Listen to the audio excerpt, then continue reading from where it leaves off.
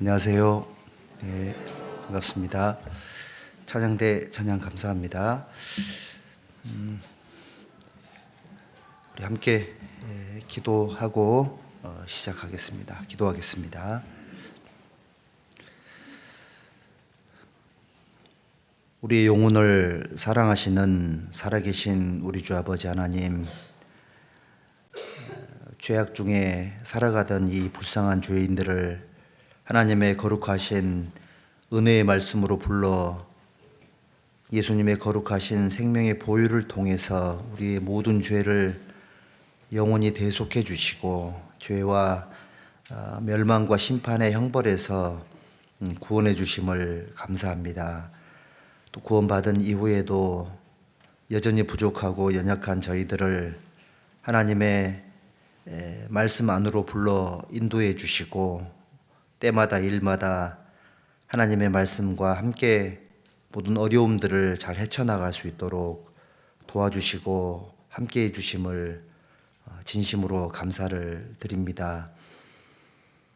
주일을 맞이하여 하나님의 은혜의 말씀을 사모하는 분들을 이렇게 한자리에 불러 모아주시고 하나님을 찬양하고 하나님 말씀 안에서 하나님의 뜻을 배울 수 있도록 귀한 자리를 함께해 주심을 진심으로 감사를 드립니다. 이 소중한 시간 하나님의 살아계신 말씀을 통해서 우리 각 사람에게 필요한 하늘 양식으로 풍성히 채워주시고 이 악하고 험한 세상을 주님의 지혜와 명철의 말씀으로 우리 삶을 잘 비추어서 좌로나 우로나 치우치지 아니하고 하나님의 말씀대로 잘 살아갈 수 있도록 도와주시기를 부탁을 드립니다. 이 세상은 날로 요란하고 날로 죄악이 충만해져 감을 저희들 너무나 잘 알고 있습니다. 더욱 깨어 근신하는 마음을 우리에게 일깨워 주셔서 이 마지막 시대 복음의 마지막 주자로서의 삶을 합당하게 살 수 있도록 함께해 주시옵소서. 또 지금 이 시간 우리 가운데 함께하지 못하신 분들이 계신다면 또 다음 시간에는 함께 얼굴을 보며 말씀을 함께 나눌 수 있도록 또 도와주시고 또 우리 중에 병중에 계신 분들 특별히 여러 가지 어려움을 겪고 계신 모든 분들 그 마음과 병든 육체를 다스려 주시고 또 어루만져 주시고 하루속히 완쾌될 수 있도록 또 도와주시옵소서.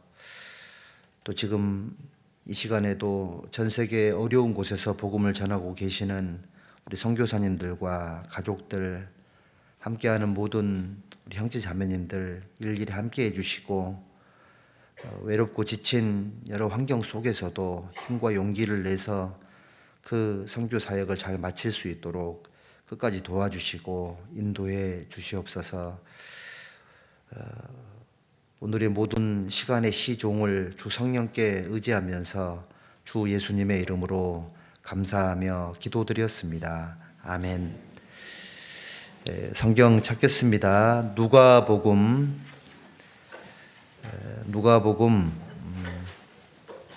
13장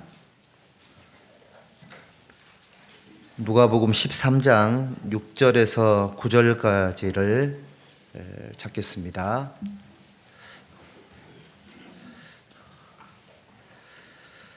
어, 6절부터 9절까지의 말씀을 우리 천천히 같이 읽겠습니다. 이에 비유로 말씀하시되 한 사람이 포도원에 무화과 나무를 심은 것이 있더니 와서 그 열매를 구하였으나 얻지 못한지라. 과원지기에게 이르되 내가 3년을 와서 이 무화과 나무의 실과를 구하되 얻지 못하니 찍어버리라. 어찌 땅만 버리느냐. 대답하여 가로되 주인이여 금년에도 그대로 두소서. 내가 두루 파고 거름을 주리니 이후에 만일 실과가 열면이오니와 그렇지 않으면 찍어 버리소서 하였다 하시니라. 네. 북극의 한파가 내려와서 좀처럼 추위가 가시지를 않는 것 같은데요. 또 이번 주간 또 잘 견디면 날씨가 조금 풀리지 않겠나 생각을 합니다. 그 독감들은 다 지나갔죠, 한 번씩은. 예. 우리 동계 수련회를 치르면서 많은 분들이 독감에 시달리고 하셨는데, 코로나가 있을 때는 우리가 죽을까봐 마스크를 안 벗었는데, 사실은 이번 독감 때는 독감에 걸려도 마스크를 잘 안 쓰시더라고요. 근데 이제 사실 요즘 전국에 그 많은 분들이 매일매일 유명을 달리하고 계시는데, 많은 분들이 폐렴으로 사망을 많이 하십니다. 폐렴이 이제 감기로 인해서 오는 그런 거잖아요. 그래서 사실은 폐렴으로 돌아가시는 분들이 코로나로 돌아가시는 분들보다 훨씬 더 많이 계셨거든요. 감기를 쉽게 생각하지 말고 평상시에 건강 관리를 조금 잘 하면 좋겠다는 생각이 듭니다. 저도 이제 그 비타민 C하고 D를 엄청 챙겨 먹는데도 가끔 자주 걸리더라고요. 대신 오래 가지는 않는데 계속 이렇게 생겨서 많이 조심을 좀 해야 되겠다 생각을 하고 있습니다. 그래서 찬바람 혹시 이렇게 쐬러 갈 때는 꼭 마스크를 좀 하시고 코하고 입을 좀 막으면 저는 좀 도움이 좀 되더라고요. 그래서 좀 참고하셔서 감기 걸리지 않도록 하시면 좋겠습니다. 자, 우리 1월 달에 1월 달이 지나갔습니다. 어떻게 지나갔는지 기억나세요? 12월 달에 정말 정신없었는데 동계 수련회 끝나고 바로 또 전도 집회하고 또 중고등부 집회하고 유초등부 집회까지 하고 정말 바쁘게 시간들이 잘 지나갔습니다. 이제 잘 지나가서 다행이라기보다 하나님의 계획들을 그래도 하나님의 도와주심으로 잘 마친 것 같아서 정말 감사한 마음이 생겼습니다. 사실 좀 조마조마한 마음으로 1월 달을 보냈거든요. 근데 이제 2월 달도 우리 굉장히 중요한 달입니다. 너무너무 중요한 달이 이제 시작이 되었는데 2월 달이 왜 중요하냐면 2월 달을 잘 준비를 해야 또 3월 달 또 대전도 집회가 준비되어 있습니다. 3월 달에 또 진행될 소중한 집회를 앞두고 충분히 기도하고 충분히 마음의 준비, 여러 가지 영육간의 준비를 해서 우리에게 베풀어 주실 그 하나님의 거룩한 그 역사들을 우리 모두가 다 직접 경험하고 직접 경험하는 속에서 하나님이 우리와 함께 계시는구나 이런 것들을 느낄 수 있어야지만 우리 신앙이 튼튼해지고 또 주님을 의지하는 것이 무엇인지를 실제로 경험을 많이 하는 분들이 계신 교회가 믿음이 튼튼하게 돼 있거든요. 그래서 하나님은 꼭 말씀과 함께 역사하세요. 삼위일체 하나님 잘 아시죠? 우리 아버지 하나님은 말씀으로 자기를 나타내셨고 또 우리 아들 예수님 하나님은 십자가에서 우리 모든 죄를 대속하심으로 아버지의 계획을 완성을 하셨고 우리 성령 하나님은 뭐 할까요? 성령 하나님은 보혜사라 그랬잖아요. 또 다른 보혜사라 그랬으니까 어떤 일을 하시냐면 하나님 아버지의 말씀이 선포될 때 성령이 뒤에서 그걸 역사하는 거예요. 그리고 아들 예수님의 십자가의 그 거룩한 대속의 사건이 증거될 때에 그거를 사람들 속에서 믿어질 수 있도록 도와주는 역할을 성령께서 하시는 겁니다. 그러니까 여러분들이 삼위일체 하나님의 섭리를 잘 이해를 하고 있으면 말씀을 들을 때에 성령께서 좀 도와주십시오라고 기도하면 기도를 정확하게 하는 거거든요. 그러면 성령의 도우심으로 말미암아 우리 속에 계신 성령의 능력으로 말미암아 말씀이 귀로 들어와서 마음으로 깨달아지고, 마음으로 깨달아진 말씀들이 차곡차곡 쌓여서 생활 속에 적용이 되는 겁니다. 그리고 전도 집회도 열심히 듣고 부지런히 들어야 그 히브리서 9장 12절에는 영원한 속죄지만 13절에는 예수님의 피가 우리를 죽은 행실에서 깨끗하게 하고 살아계신 하나님을 섬기게 못하겠느냐, 이런 구절이 있거든요. 주님을 잘 섬기고 싶으시죠? 그러면 예수님의 보혈의 능력이 필요해요. 우리가 구원받고 지난 시간들을 돌이켜보면 우리가 언제 영적 컨디션이 제일 좋았냐면 구원의 은혜에 너무 감동이 됐을 때, 그때가 영적인 컨디션이 제일 좋아요. 저도 이렇게 신앙생활을 해보니까요, 전도 집회 기간이 제일 상태가 좋더라고, 이렇게 살아보니까는. 왜냐하면 그 말씀을 통해서 하나님의 은혜를 직접 이렇게 실시간으로 가장 확실하게, 제일 따뜻하게 이렇게 접할 수 있기 때문에 그렇지 않겠나라는 생각이 듭니다. 아무리 주방에서 음식을 뜨겁게 잘 만들어도 먹을 때 식으면 맛이 조금 그렇죠. 좀 그렇잖아요. 몸이 얼었을 때 뜨거운 국물을 먹으면 몸이 풀리는 것처럼 우리는 세상에 살고 있고 날마다 우리 속에 있는 죄악된 본성으로 죄의 유혹을 늘 받고 있는 상태라서 하나님의 그 뜨거운 감동과 역사가 없으면 우리 마음이 여간에서는 풀리지가 않아요. 그래서 그 몸이 피곤하면 뜨거운 목욕탕에 가서 몸을 풀기도 하고, 그 전에 뭐 한잔 하시면 해장 이렇게 하면서 몸을 풀기도 하고 하셨을 거 아니에요. 또 우리는 구원받은 이후에는 그런 세상 것들이 아닌 하나님께로부터 내려오는 신령한 것들을 가지고 우리의 몸과 마음을 녹이고 하나님의 역사를 맞이할, 또 거기에 참여할, 그리고 그 역사를 친히 이렇게 경험할 준비를 늘 하고 있는 것이 좋겠다라는 생각이 들어요. 그래서 그런 시간들이 계속됐으면 좋겠고요. 우리 1월 달에 새 포도주는 새 부대에 담아야 된다라고 말씀을 드렸었는데, 새 부대가 될 준비들을 하고 계시죠. 새 부대가 돼야지만 새로운 한 해에 새롭게 펼쳐질 하나님의 새로운 역사가 내 마음속에 새롭게 다가와요. 마음이 새롭게 변화되지 않으면 하나님은 새로운 것을 역사를 하시는데, 내 마음이 헌 가죽 부대와 같으면 하나님 주시는 새로움을 전혀 느낄 수가 없어요. 식상하고 늘 그게 그거고, 감동도 없고, 뭐 찔리는 것도 없고, 뭐 격하게 반응하는 것도 없고, 격동되는 것도 없고, 이렇게 사는 것은 하나님이 원하는 삶이 아닐 겁니다. 그래서 기도하고 고민을 하다가 2월 달에 어떤 말씀을 드려야 될까 기도하다가 이 구절이 되게 좋겠다 싶어가지고 이 구절을 찾았습니다. 이 말씀 속에 과원지기가 하는 말이, 금년에도 그대로 두소서, 만일 과실이 열면 이오니와 그렇지 않으면 찍어버리소서, 이렇게 얘기를 하는 구절이 나오죠.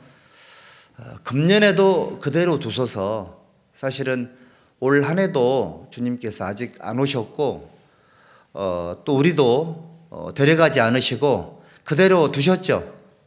금년에도 그대로 두셨는데 왜 그렇게 하셨을까? 열매가 열면 이거니와 실과가 맺히면 이거니와, 그러니까 하나님은 우리에게 열매를 바라시고 과실을 바라고 실과를 원하시잖아요. 그래서 우리에게 새로운 기회를 우리에게 허락을 하셨고, 새로운 기회라는 것은 시간 속에 주어지는 거니까 새로운 이 한 해가 우리에게 새로운 기회가 계속 이어지는 거고, 우리에게는 구원받은 것 자체가 하나님 주신 엄청난 선물이었는데 엄청난 선물로 만족하지 말고 이 새로운 기회로 새로운 찬스로 여겨서 하나님 주신 이런 엄청난 기회를 잘 선용할 수 있으면 좋겠다. 이런 마음이 좀 많이 커가지고요. 이 구절을 좀 찾았습니다. 그래서 이걸 좀 간단하게 좀 정리를 한번 해보겠습니다. 여기 6절에 보시면 이에 비유로 말씀하시되 한 사람이 포도원에 무화과 나무를 심은 것이 있더니 와서 그 열매를 구하였으나 얻지 못한지라. 과원지기에게 이르되 내가 3년을 와서 이 무화과 나무의 실과를 구하되 얻지 못하니 어떡하라고요? 찍어버리라. 그리고 하느님 말씀이 어찌하여 땅만 버리느냐, 이렇게 말씀을 하셨죠. 어찌하여 땅만 버리냐. 우리 주인 되시는 예수님은 구원받은 성도들을 이 땅 위에 남겨두신 목적은 확실합니다. 죄만 짓고 살던 저희들이 구원을 받았잖아요. 그걸로 이제 만족하는 것이 아니라 구원받은 이후에 하나님 앞에서 새로운 삶을 이렇게 살게 될 텐데, 이제는 죄 짓고 살던 그 인생이 아니라 죄가 아닌 하나님 앞에 선한 일을 살기를 원하는 마음으로 우리에게 어떻게 보면 다시 기회를 주신 거거든요. 그런데 여기 보니까는 3년을 와서 무화과 나무의 실과를 구했지만 얻지 못한지라. 찍어버리라. 그 다음에 뭐라 그랬죠? 어찌하여 땅만 버리느냐, 이렇게 말씀을 하셨습니다.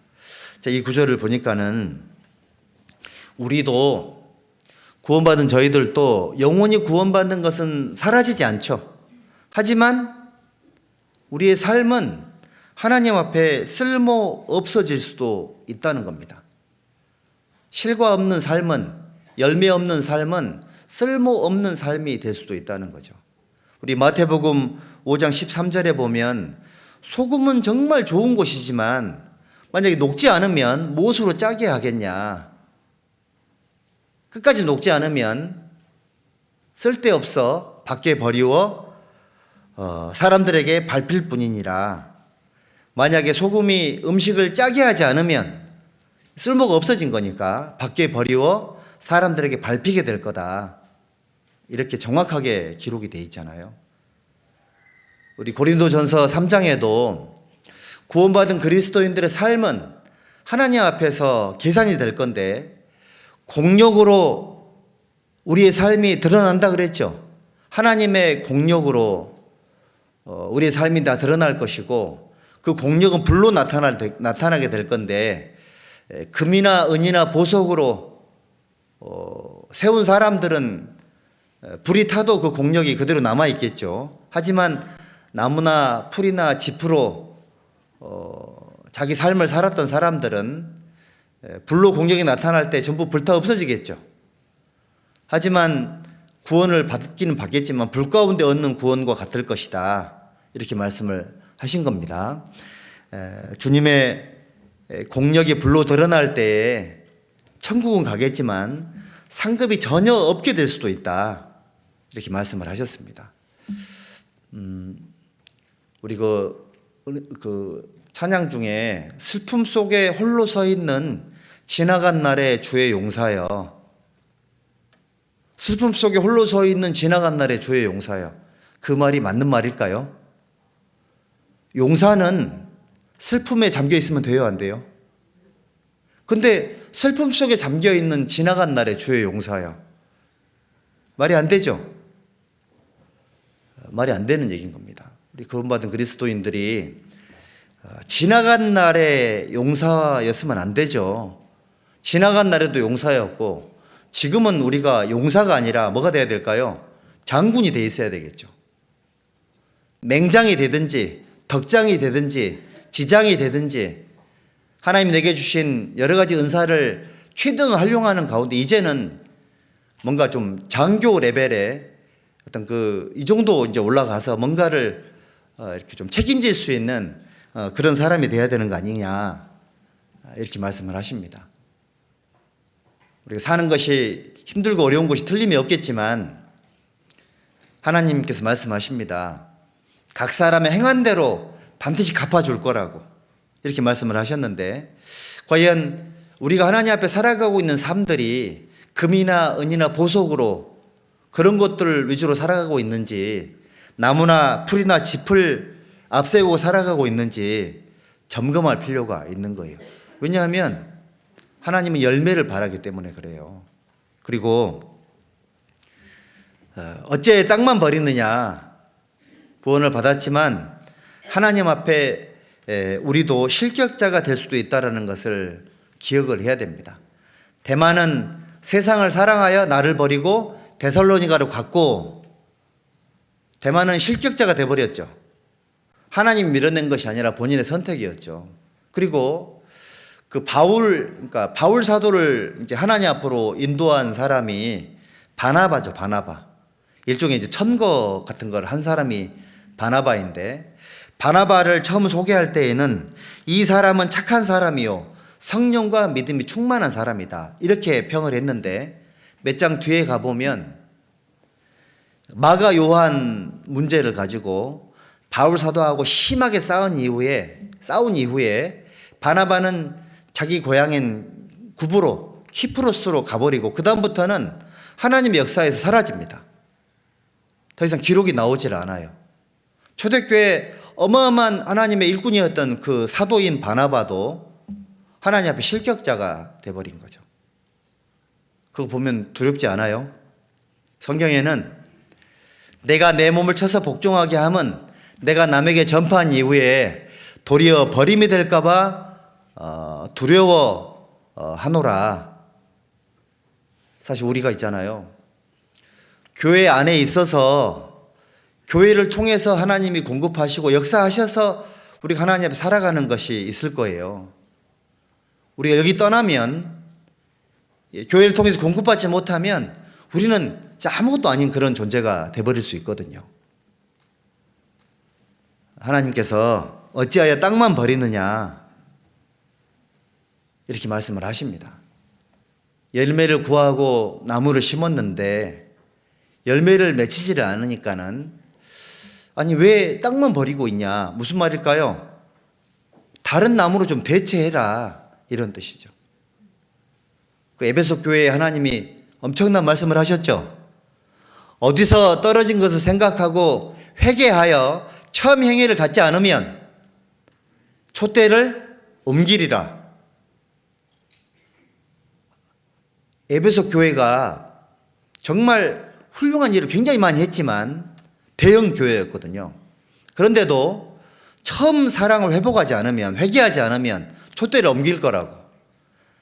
데마나 바나바도 넘어지는 상황이고 에베소 교회도 책망을 받는 상황이라면 우리는 어떨까요? 우리도 올 한 해를 두렵고 떨리는 마음으로 시작을 하고, 좀 약간 좀 거룩한 긴장감이 좀 있어야 되고, 혹시 내 결정과 판단이 하나님의 역사하는데 혹 걸림이 되지 않을까도 두려워해야 되고, 지금 이렇게 역사가 활발하게 일어나고 있는 상황에서 혹시라도 내가 거침이 될까봐 두렵고 떨리는 마음이 있고, 매번 집회를 할 때마다 혹시 이번에 하나님이 역사해 주지 않으면 어떡할까, 약간 이런 두려운 마음으로 살아가는 것이 맞지 않겠나라는 생각이 들어요. 그런 마음이 있으면 약간씩 올라오다가도 이렇게 누를 수 있거든요. 전 이 말씀이 되게 마음에 와닿더라고요. 어찌하여 땅만 버리느냐, 그렇다는 생각이 듭니다. 나 아닌 다른 누군가가 나보다 먼저 구원을 받고 이 자리에 있다면 지금보다 조금 더 효과적인 그런 열매를 하나님께 드릴 수 있지 않았을까, 이런 생각도 해보죠. 그래서 하나님께서 땅만 버리는 그런 사람들에게 본심은 뭐였을까요? 이 나무 파버려라, 잘라버려라, 이제 이게 당신의 본심이었을까요? 그게 아니었죠. 왜 심었다고요? 열매를 바라고 심은 거니까. 과원지기가 중간에 중재를 잘했죠. 과원지기가 누굴까요? 우리 예수님 아닐까요? 예수님. 우리 예수님은 중보자셨으니까 예수님께서 중보를 잘 하셨습니다. 금년에도 그대로 두소서 이렇게 말씀을 하셨고 내가 두루 파고 거름을 주겠습니다. 이렇게 얘기를 했습니다. 여러분들 우리는 자 보십시오. 열매를 맺히기 위한 전제 조건이 있습니다. 여기 보시면 8절에 대답하여 가로되 주인이여 금년에도 그대로 두소서 내가 두루 파고 거름을 주리니 두루 파고 거름을 준다 그랬죠. 이 두 가지가 2월 달에 우리 경기 광주교회 형제 자매님들께서 깊이 고민하고 묵상을 해야 될 그런 구절입니다. 두루 파고 그 다음에 그곳에 거름을 줘야 되겠죠. 예레미야 1장 한번 보시죠. 예레미야 구약성경 예레미야 1장입니다. 성경 찾기에 익숙하지 않으신 분들은 화면을 보시면 바로 나올 겁니다. 예레미야 1장 10절 보시죠.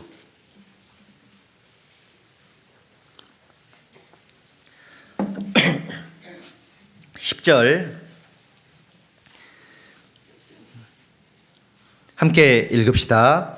보라 내가 오늘날 너를 열방 만국 위에 세우고 너로 뽑으며 파괴하며 파멸하며 넘어뜨리며 건설하며 심게 하였느니라. 자, 3년 동안 열매가 맺히지 않는 이유를 가만히 분석을 해보니까는 그 밑에 거름이 없었던 거예요. 땅이 안 좋았다는 얘기죠. 그래서 그 과원지기의 처방이 뭐였냐면 예수님의 처방입니다. 열매를 바라는 저와 여러분들에게 주신 우리 예수님의 처방은 일단 두루 파고 그 다음에 거름을 주겠다고 말씀을 하셨습니다. 하나님은 올 한 해 우리의 마음을 또 우리의 삶을 두루두루 막 파낼 거예요. 포크레인을 아마 내 삶 속에 집어넣을 것 같아요. 우리 이 건물을 지으려면 건물을 높게 지으려면 뭘 해야 될까요? 땅을 깊게 파겠죠. 여러분들 열매 맺고 싶으시잖아요. 쓰임 받고 싶으시고 전도하고 싶잖아요. 그럼 뭐 해야 되냐면 여기 10절 보시면은 먼저는 뽑아내며 그 다음 파괴하며 파멸하며 넘어뜨리며 그 다음에 건설하며 심게 하였느니라. 먼저는 뽑아내야 돼요. 그 다음 파괴해야 돼요. 파멸시키고 넘어뜨린 다음에 건설하고 심는 거예요. 하나님을 향해서 높아져 있는 마음들, 하나님 보시기 합당치 않은 모든 것들을 넘어뜨리고 파괴하라 그랬잖아요. 다이나마이트 같은 거를 동원해가지고 내 마음 속에 있는 삶 속에 있는 좋지 않은 것들을 파괴하고 완전히 파멸시키고 파내라고 하나님 말씀하십니다. 집을 지을 때도 땅을 파내는 것처럼 하나님께서는 그래서 말씀을 들을 때에 어떻게 하시냐면 말씀을 듣는 사람들의 마음속을 파고들어요. 검이 쭉 찌르죠. 양날이 있어가지고 이렇게 회전을 하면은 이렇게 마음을 찔러 쪼개고 하잖아요. 그런 것처럼 찔리는 말씀을 들을 때에 속이 시원해야 돼요. 아, 내가 이게 부족했구나. 그게 하나님 메시지거든요. 그거 찌르고 파고 들어오고 도련나는 그런 느낌이 드는 것은 하나님 그거 수술하고 계시는 겁니다. 파내고 있는 거예요. 그럴 때 우리는 좋아해야 돼요. 몸속에 장기들도 이 부분이 만약에 골무면 이거 도려내야 됩니다. 당뇨 환자분들 발끝이 썩어가면 그거 도려내야 되잖아요. 안 그러면 생명에 문제가 생겨요. 하나님이 하시는 일은 열매를 위해서 먼저 하나님 말씀을 통해서 우리 성도님들의 마음속에 많은 찔림을 주고 자극을 주고 격동을 시켜서 아, 이렇게 살면 안 되겠구나. 이걸 버리든지 좀 더 나은 삶을 살든지 뭔가 결단하고 선택할 수 있도록 도와주는 역할을 하나님이 하세요. 그게 두루 파는 겁니다. 그리고 지금 우리 젊은 분들, 청년들은 잘 모르겠지만 그 밭을 만들 때 보통 이제 처음부터 바치는 것은 거의 없거든요. 밭은 개간을 해야 되는 건데 농경지는 논이나 밭을 개간을 할 때는 제일 먼저 하는 일이 나무를 베는 거예요. 나무를 다 베고 그 다음에 뭐 할까요? 돌을 캐내는 거죠. 과거에는 호미 같은 것밖에 없어가지고, 꽃갱이 호미 같은 것밖에 없어서 그걸 가지고 계속해서 돌을 걷어냈거든요. 그런 작업들을 수없이 했었습니다. 저도 어릴 때 그 고구마 갤 때 보면은 아버지가 밭 중간중간에 이렇게 돌무더기를 많이 쌓아 놓으셨더라고. 아버지 왜 여기다 돌무더기 쌓아놨냐 그랬더니 그 밑에 바위가 있어 그러시더라고. 그 밑에 바위가 있어서 거기다 쌓아놨다고. 난 우리 아버지가 저 끝에 가기 싫어서 귀찮아서 거기 쌓아놓은 줄 알았거든요. 돌을 무진장 캐내야 돼. 계속 캐내야 됩니다. 돌이 뭐예요? 강팍한 거 말하는 거잖아요. 하나님은 여러분들 열매를 맺으려면 마음이 부들부들해져야 되는데, 부드러워져야 되는데, 그렇게 되기 위해서는 여러분들 마음속에 있는 강팍한 돌 같은 것들을 한번 다 캐내실 거예요. 제일 강팍한 게 뭘까요? 죄죠, 죄. 우리 오늘 하루, 내일 하루, 하루하루로 살아갈 텐데 아침보다 저녁 때가 훨씬 더 강팍한 거 아시죠? 왜 그런 줄 아세요? 하루 종일 세상에서 시달리고 죄의 유혹으로부터 계속 유혹을 받았기 때문에, 또 범죄도 일정 부분 했으니까 마음이 강팍해져 있는 거예요. 그래서 구역 모임 올 때 형제들 얼굴 보면 얼굴이 좀 굳어 있거든요. 얼마나 세상 풍파에서 살아남느라고 얼마나 힘들었으면 그런 얼굴이 나오겠냐고. 그러니까 일단 옷 먹여야 돼요. 그래야 얼굴이 좀 풀리거든요. 일단 먹인 다음에 뭔가를 좀 해야 되는데, 안 먹이고 뭐라 그러면 더 힘듭니다. 나 이 교회에 좀 위로받으려고 왔더니 계속 뭐라 그러네. 이렇게 될 수 있거든요. 죄는 유혹만 받아도 사람이 강팍해져요. 저도 토요일에 청년회 인도하려고 딱 기도를 딱 이렇게 했는데 가슴이 좀 답답하더라고. 그래서 깨달았습니다. 내가 오늘 하루 너무 강팍하게 하루를 보냈구나. 그런 마음이 생기니까는 정신이 번쩍 들더라고요. 죄는 사람을 강팍하게 만들어요. 그리고 죄는 하나님께로부터는 모든 좋은 것들을 전부 막아내는 거예요. 너희 죄가 하나님께로부터는 모든 좋은 것들을 막았느니라. 내가 뭘 특별하게 잘못하지 않아도 죄라는 것은 항상 하나님으로부터 내려오는 신령한 좋은 것들 전부 다 차단시키는 그런 역할을 해요. 여러분들 죄를 잘 다스려야 돼요. 그러니까 돌을 파내야 돼요. 그것이 굉장히 중요할 거라는 생각이 듭니다. 왜 그러냐면 돌이 많잖아요. 강팍하게 많으면 농사가 안 돼요. 여기 마가복음 4장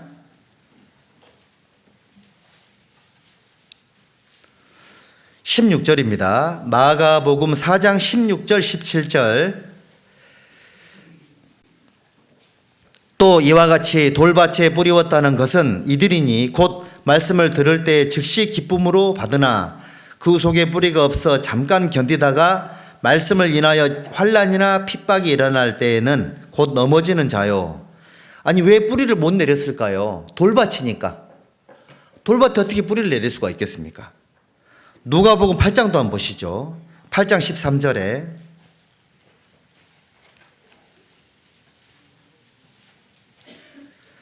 누가복음 8장 13절.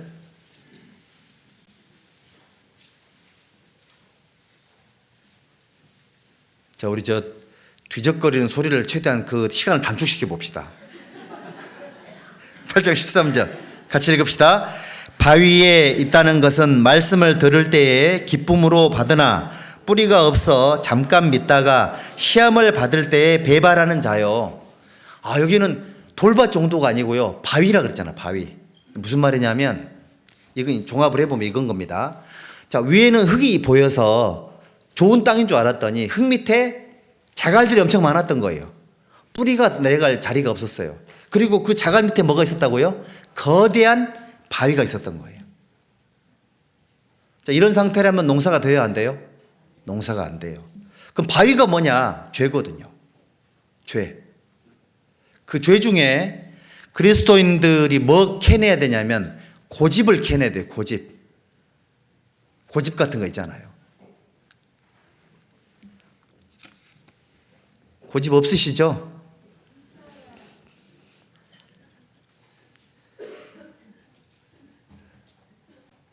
저희 집에 살고 있는 분이 저한테 가끔 하는 얘기가, 아, 박씨 집안 고집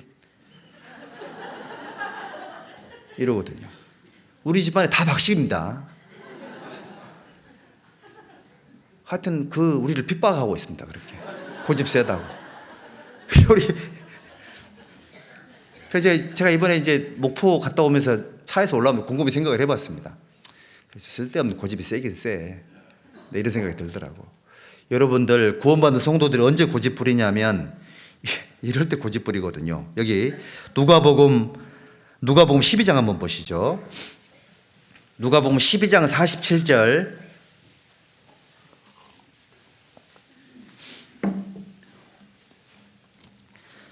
(47절) (48절) 함께 읽어볼까요? 주인의 뜻을 알고도 예비치 아니하고 그 뜻대로 행치 아니한 종은 많이 맞을 것이요 알지 못하고 맞을 일을 행한 종은 적게 맞으리라. 무릇 많이 받은 자에게는 많이 찾을 것이요 많이 맡은 자에게는 많이 달라 할 것이니라. 여기 이 사람 알고도 행치 않아 가지고 많이 맞는다고 기록이 돼 있잖아요. 구원받은 성도들이 알면서도 버티는 거 있거든요. 이거 필요 없는 고집들은 자기 신앙생활에 엄청난 손해가 됩니다. 이 돌 같은 거예요. 그리고 이 성도들 중에 또 뭐가 있냐면 뭘 또 캐내야 되냐면 하나님보다 더 사랑하는 것들을 캐내야 돼요. 마태복음 한번 보시죠. 마태복음 10장 37절도 한번 봅시다. 10장 37절 여기도 함께 읽어보죠. 아비나 어미를 나보다 더 사랑하는 자는 내게 합당치 아니하고 아들이나 딸을 나보다 더 사랑하는 자도 내게 합당치 아니하고. 여기 보면 합당치 않은 삶이 뭐냐 이거 캐내야 될 거 아니에요.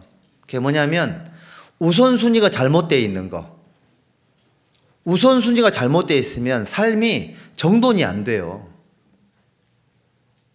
우리 청년들도 이제 우리 지난해에 우선순위에 대해서 좀 공부를 했는데 저도 이렇게 살아보니까요. 우선순위가 엉켜 있으면 정말 신앙생활이 잘 안 돼요. 좀 하려고 하면 그게 발목을 잡고 그렇더라고. 여기 보면 그러면 뭐 아버지나 어머니나 자식이나 아들이나 딸을 사랑하지 말라는 얘기냐? 그게 아니죠. 지금 문제가 되는 단어가 뭐예요? 더예요, 더. 하나님보다 더 사랑하는 것은 우상숭배죠, 우상숭배. 하나님보다 더 사랑하는 것이 우상숭배죠. 우상이 마음에 가득해 있으면 사람이 어리석게 돼요. 로마서 1장에 보면 우상숭배에 빠진 사람들은 멍텅구리가 된다 그랬잖아요. 우준하게 되어 멍텅구리가 된다는 뜻이거든요. 영적으로 바보가 된다 이런 뜻이죠. 삶 속에서 하나님보다 더 우선시하는 것이 있고 하나님을 위해 살고자 하는 마음이 손상되는 것들을 방치하시잖아요. 그 안 캐내시면 올해 열매가 잘 안 생길 거예요. 돌 같은 거거든요.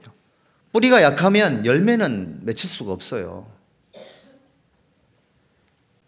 그리고 또 어떤 돌이 있냐면 세상을 사랑하는 것이 이 엄청난 바위 같은 거예요. 요한일서 2장 한번 보시죠. 요한일서 2장 15절 신약성경 요한일서 2장 15절입니다.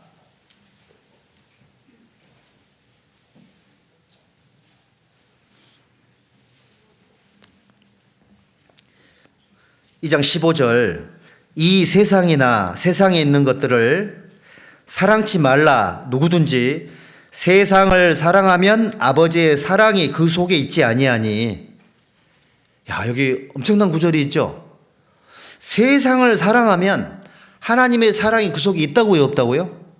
싹 사라지는 거예요. 여러분들이 아무리 성령 충만했어도 세상을 사랑하는 마음이 내 마음속 싹 들어오면 그 순간 하나님의 사랑이 싹 사라지는 거예요. 세상을 사랑하는 마음과 세상 것을 사랑하는 마음과 하나님은 공존할 수 없다. 이렇게 말씀을 하셨어요. 이거 안 캐내면 열매가 안 맺힐 거예요. 16절, 이는 하나님은 반드시 이유가 있습니다. 그냥 하지 말라고 하지 않거든요. 이유가 뭐냐면 세상을 사랑하지 말아야 될 이유는 세상에 있는 모든 것이 육신의 정욕과 안목의 정욕과 이생의 자랑이니 다 아버지께로 쫓아온 것이 아니요 세상으로 쫓아온 것이니라.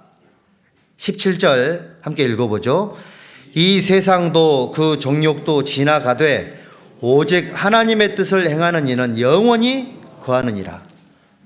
그러니까 사라지고 없어지고 지나가고 영원하지 않는 것에 마음을 빼앗기고 그걸 사랑하는 것이 맞는 거냐? 하나님의 사랑을 빼앗기면서까지 세상을 사랑하는 게 이게 옳은 거냐? 그런 돌들이 마음속에 가득해 있으면 어떻게 열매를 맺겠냐? 이런 의미인 거죠. 우리가 세상을 사는 이유는 거기에 전도할 내 사랑하는 사람들 거기 있기 때문에 함께 살면서 인도를 해야 되니까 그래서 이제 그 가운데 함께 하는 거죠. 근데 이제 거기 있는 걸 사랑해 버리면 문제가 심각해지는 거죠. 하나님이 이스라엘 민족에게 가나안 땅에 들어가서 하나님을 위해서 살라고 가나안 땅을 주셨는데 거기 가가지고 우상 숭배에 빠져가지고 가나안 땅을 사랑하고 농산물을 사랑하고 이방 신들을 사랑하고 세상에 완전히 주객이 전도되는 삶을 살았잖아요. 근데 왜 그렇게 된 거냐? 하나님도 섬기고 가나안 땅의 축복도 사랑하고 집착이 돼버린 거죠. 그래서 신앙이 무너지게 된 겁니다. 세상을 사랑하는 것은 자기 마음을 강팍하게 만들 거예요. 그리고 고의적인 불순종 있잖아요. 이것도 그 사람을 강팍하게 만들 겁니다. 여기 야고보서 4장 한번 보시죠. 야고보서 4장에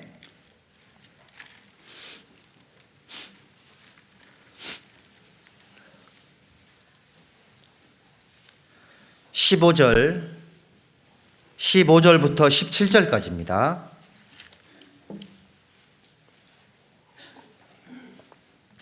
같이 읽어보죠.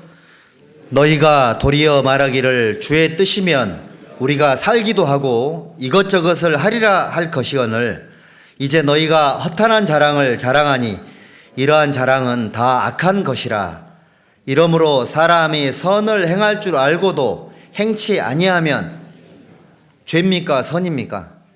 죄라고 돼 있죠. 죄는 강팍한 것이고 돌 같은 것이고 바위 같은 것이라 그랬잖아요. 구원받은 성도들에게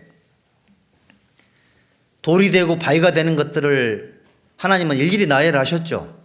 죄가 그러하고 내 죄악된 본성이 그러하고 세상을 사랑하는 마음이 그러하고 하나님보다 더 우선시하는 것이 그러하고 알고도 불순종하는 것이 그러하고 알고도 고집부리는 것들이 바위 같은 역할, 돌 같은 역할을 해서 우리의 마음을 강팍하게 만들고 열매를 맺히지 못하게 하는 거예요. 그리고 두루 파고 했을 때 산이나 산에 밭을 만들다 보면 거기에 나무 같은 것도 많거든요. 그 뿌리를 캐내야 돼요. 잡초도 캐내야 되는데 우리 여기 예레미야 한번 보실까요? 예레미야 12장에 예레미야 12장 14절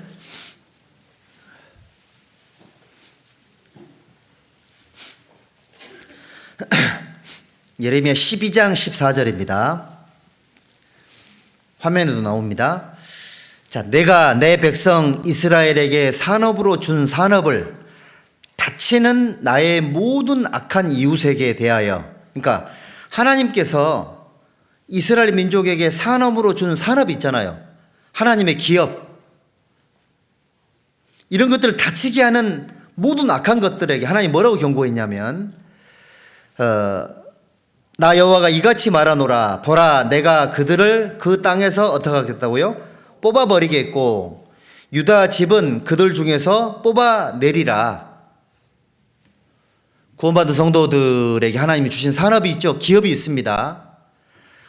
우리 구원받은 성도들이 구원을 받은 상태에서 하나님을 위해서 살고자 하는 마음들이 계시거든요. 자, 그런 우리에게 하나님 뭐라고 말씀하셨냐면, 만약에 신앙생활을 못하게 하는 것들이 성도들에게 있다면 하나님 그거 어떻게 한다고요? 일 방치한다. 뽑아버리겠다. 하나님 뽑아버리겠다 했죠. 하나님 올 한 해에도 여러분들의 마음밭을 갈 거예요. 뽑아낼 거란 말이에요. 하나님이 주신 산업을 망가뜨리는 그 어떤 요소도 하나님은 용납하지 않으세요. 부지런히 모임에 나오시고 부지런히 말씀을 들어보세요. 하나님이 많이 캐내실 거예요. 때로는 호미로, 때로는 꽃갱이로, 때로는 포크레인으로, 때로는 뭐가 터질까요? 다이나마이트 터질 수도 있어요. 올해 깜짝 놀랄 만큼의 폭파가 내 마음 삶 속에 일어날 수도 있습니다. 너무 좋죠? 좋아야 되는데. 예, 고맙습니다. 자, 여기 아니 얼마나 좋아요. 아니 나는 이거 보면서 어떤 생각이 들었냐면, 나한테 캐내라 그랬으면 힘들었을 건데 내가 내 속에 있는 거 잘 못 캐내잖아요. 근데 하나님이 캐내시겠답니다. 얼마나 다행이에요. 하나님은 올 한 해에도 나를 향한 그 파내는 계획을 성실하게 실행을 하실 거예요. 여러분들 마음속에 있는 쓴뿌리 이거 다 캐내실 거라고요. 쓴뿌리가 뭔지 알죠? 첫 번째 쓴뿌리가 뭐예요? 일단 불평하는 거, 원망하는 거, 이게 쓴뿌리예요. 그 다음에 염려하는 거, 이 짜잘한 죄들, 이 쓴뿌리에 해당이 돼요. 그 다음에 또 뭐가 우리에게 쓴뿌리가 될까요? 게으른 거, 느린 거, 생각이 없는 거. 이건 약간 좀 심한 표현인가요? 생각이 안 하는 거, 아무 생각 없는 거. 지금 생각하면서 듣고 계시죠? 생각이 없었으면 게으른 겁니다, 그거. 비효율적인 거, 비생산적인 거, 능동적이지 않는 거, 이게 전부 게으름이에요. 히브리 원어의 게으름이 아추르인데 거기 그렇게 나와요.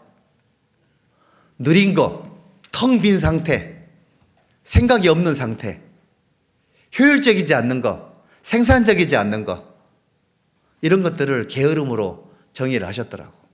이거는 쓴뿌리에 해당이 돼요. 그리고 또 제일 큰 쓴뿌리가 뭘까요? 돈을 사랑하는 거. 돈을 사랑함이 일만하게 뿌리가 되나니 그랬잖아요. 제일 큰 쓴뿌리예요.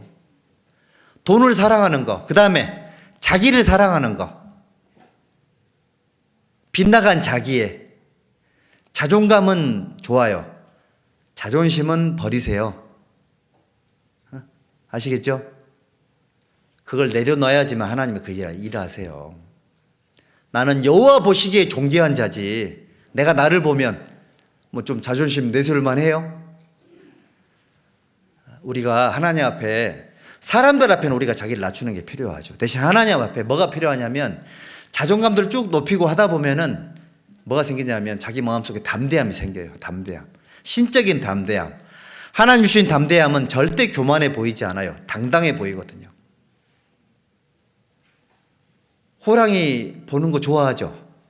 전 호랑이하고 사자 보는 거 좋아하는데 보고 있으면 당당하거든요. 당당하게 딱.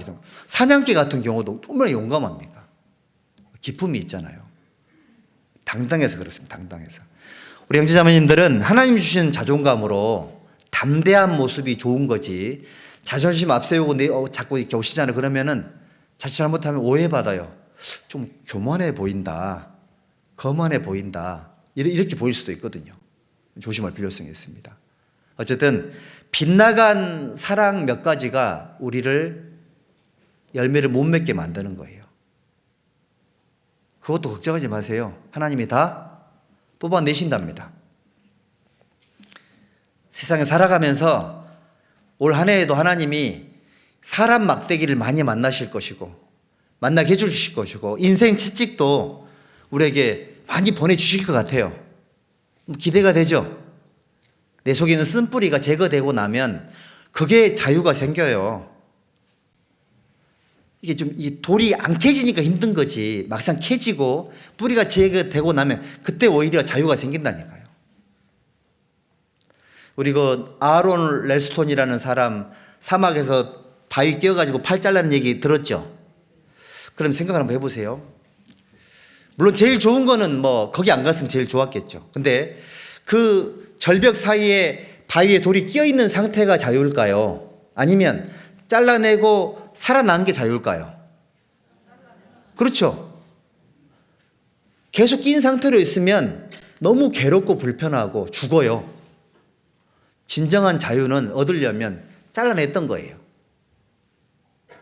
여러분들, 하나님께서 올 한 해 두루 파낼 텐데 예산을 넉넉히 세우세요. 하나님이 내 속에서 제거하고 싶어서 하는 것들을 제거될 때 굉장히 좋아해야 되고, 아, 너무 자유롭다, 이런 마음을 가져야 돼요. 없앨 거는 없애야 되거든요. 그리고 두루 파내라고 말씀하셨는데 두루 파내라 그랬잖아요. 이것저것 파낼 게 되게 많을 거예요. 우리 시편 139편 한번 볼까요? 왜 두루 파내라고 했을까? 내가 알고 있는 돌들과 쓴뿌리도 있지만 하나님 보시는 쓴뿌리가 있을 수 있습니다. 나는 모르지만. 139편 23절 24절,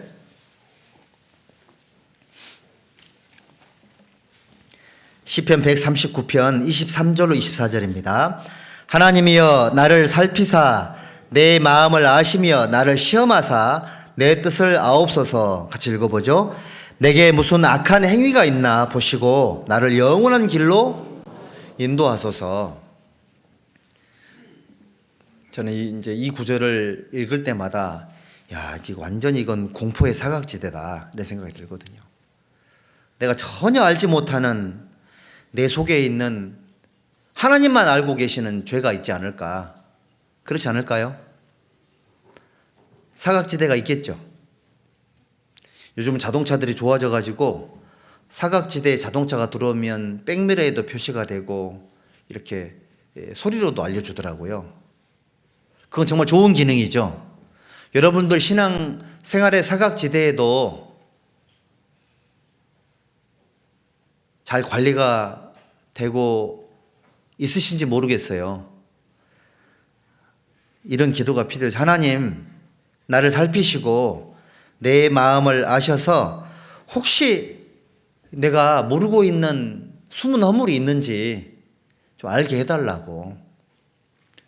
이런 겸손한 기도가 하나님께로부터 사랑받는 비결이에요. 야, 우리 이 형제 이 자매를 구원시켜놨더니 인격적으로 되게 훌륭해져 가고 있구나. 자기가 인지하고 있는 죄 외에도 자기 인지하지는 못하지만 하나님의 관점으로 봤을 때 혹시 문제될 만한 것들이 있는지 하나님이 좀 발견해 주시고 나에게 좀 알려주세요. 얼마나 착해요. 자, 이런 마음을 갖는 것이 두루 파내는 거예요. 두루두루. 두루 파고 그 다음에 뭐 하라고요? 걸음을 주라 그러지. 걸음을 주라 그랬습니다. 왜 걸음을 주라 그랬을까요? 왜냐하면 두루 파내고 걸음을 줘야지만 땅이 옥토로 바뀌어요. 땅이 옥토로 바뀝니다.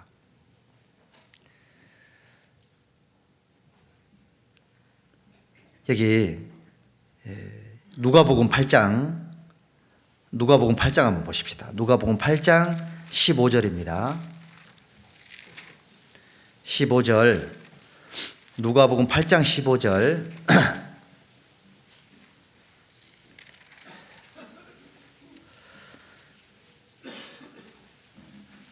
누가복음 8장 15절 함께 읽어보죠.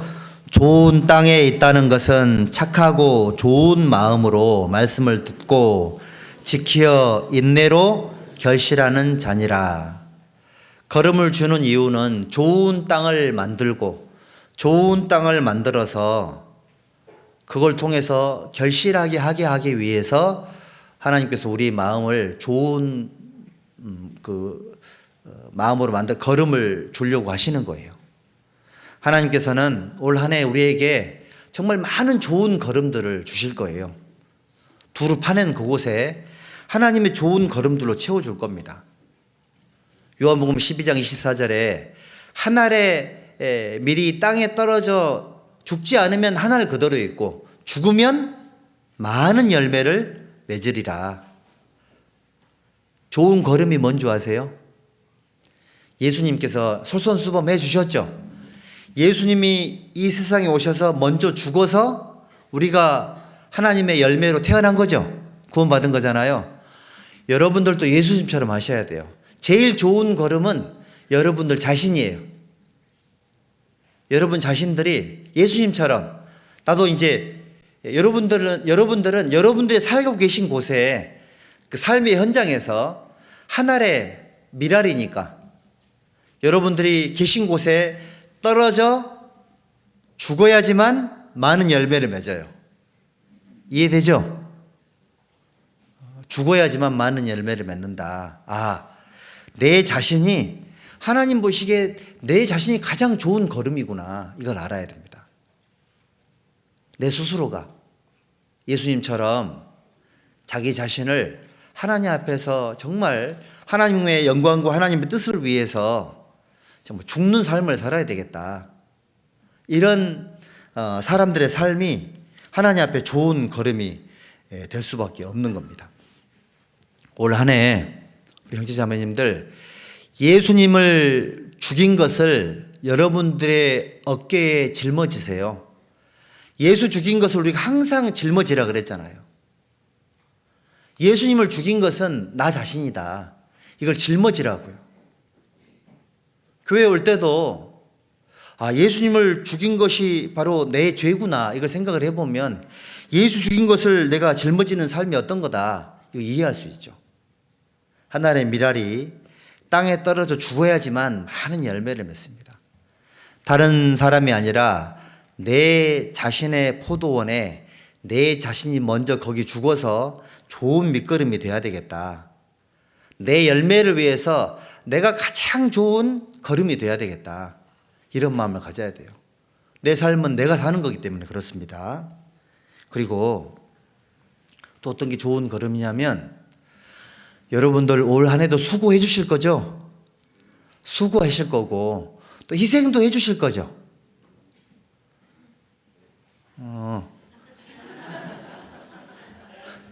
헌신도 해 주실 거죠? 예. 기분이 안 좋아요? 봉사하십시오. 봉사. 수고하십시오. 수고. 교회당에 할 일이 없는지 찾아보고 하면 참 좋을 것 같아요. 뭐라도 좀 했으면 좋겠습니다. 뭐라도. 봉사회는 이름이 뭐예요? 이쪽에서 상당히 지금 약간 흥분했습니다. 제가 지금 언뜻 드는 생각은 어머니에서 보기에 봉사회가 봉사를 안 하고 있는 것처럼 느끼는 모양이에요. 봉사회가 왜 봉사를 안 하고 봉사회라는 이름을 가지고 있지? 라고 생각이 살짝 하셨죠? 침묵은 승낙입니다. 봉사 형제님들, 주일날 오시면 그냥 놀고 가시면 안 돼요. 마당이라도 쓸든지 주차를 같이 하든지 수송을 하든지 매주 어쩌다 한번 하지 말고, 우리 이름을 바꿀까? 봉사회 하지 말고 뭘로 하지? 한량회로 할까? 봉이 김삿갓 모임으로 할까요? 자, 우리 교회 오시면 봉사하면 좋습니다. 내 집처럼 느껴지거든요. 내 집처럼. 봉사하십시오. 이게 수고입니다. 수고. 희생이 뭘까요? 희생.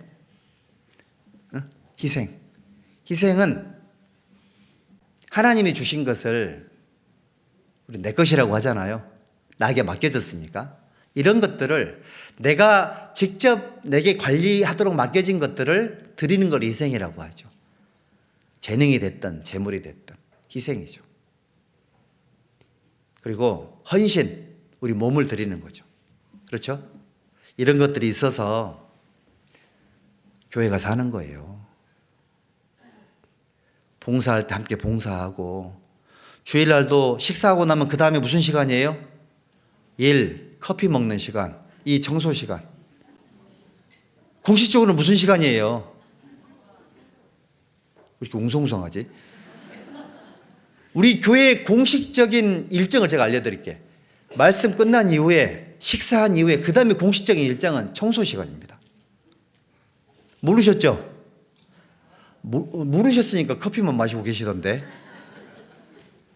다 청소하는데 커피 마시고 밖에서 막 얘기하느라고 모르시던데, 내가 보니까. 아니, 청소는 누군가 하겠지. 누가 합니까? 누가 하겠어요, 누가. 내가 앉았던 자리, 내가 지나간 자리, 내가 치워야죠. 그래야 되겠죠? 교회당을 깨끗하게 쓰셔야 돼요, 깨끗하게. 구원받지 못한 이방인들이 교회당 한 번 왔는데 화장실에 냄새 나고 주방에 멸치대가리 굴러다니고 바닥에 식당에, 응? 교회당 로비에 막 이런 데 구석구석에 손문적이 막 굴러다니고 이러면 모르겠어요. 아이고, 여기 좀 관리를 좀 잘 안 하네. 근데 화려하진 않아도 단정하고 깔끔하고 깨끗하면 조심성이 생겨요. 딱 보면 아, 이게 되게, 그게 전도에 도움이 된다니까요. 하여튼 이따가, 그렇다고 청소 시간에 제가 감시는 않겠습니다. 카메라 보지 않겠습니다. 대신에 알아서 해야 돼, 알아서. 우리 구역 봉사부서가 어딘지 아시죠? 11구역 어디예요? 11구역. 아니, 성도들이 얘기해봐요.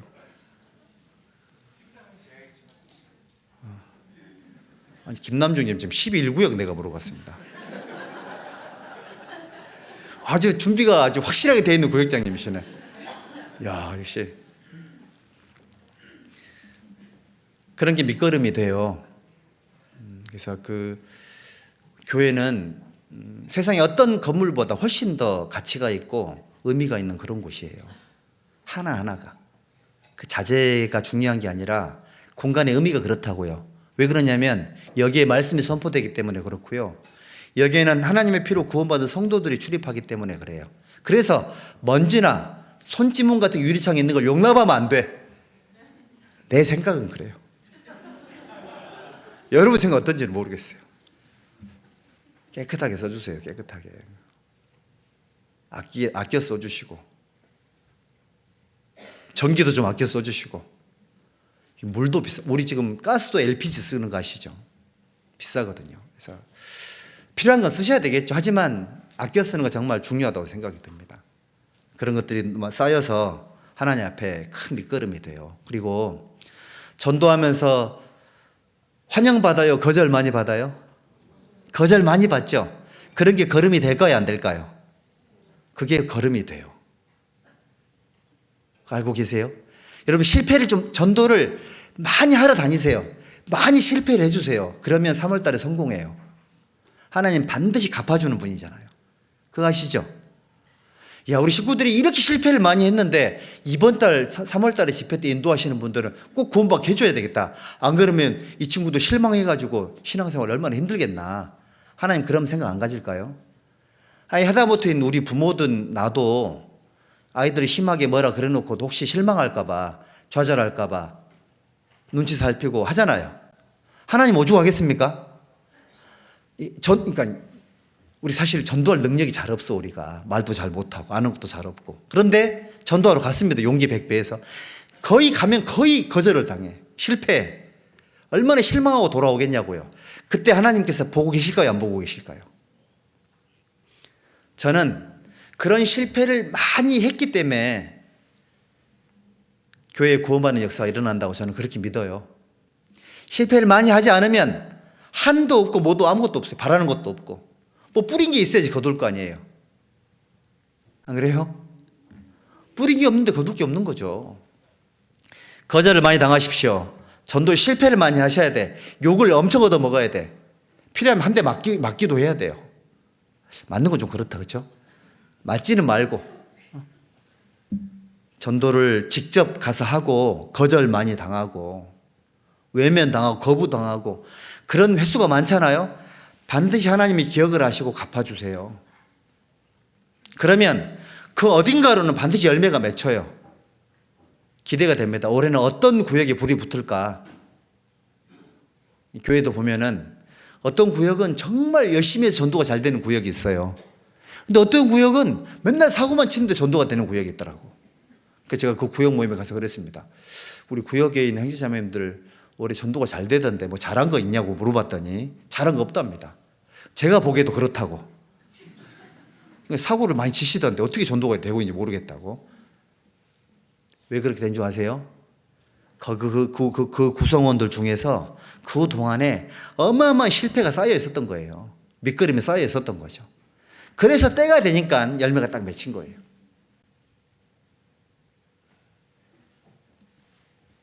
저는 그렇게 믿어집니다. 여기 디모데 후서 2장에 바울 사도가 이렇게 얘기를 했죠. 아마 전도하면서 가장 많이 거부를 당한 사람이 바울 사도일 건데, 디모데 후서 2장 9절.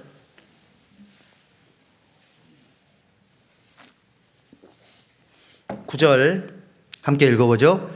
복음을 인하여 내가 죄인과 같이 매이는 데까지 고난을 받았으나 하나님의 말씀은 매이지 아니하니라.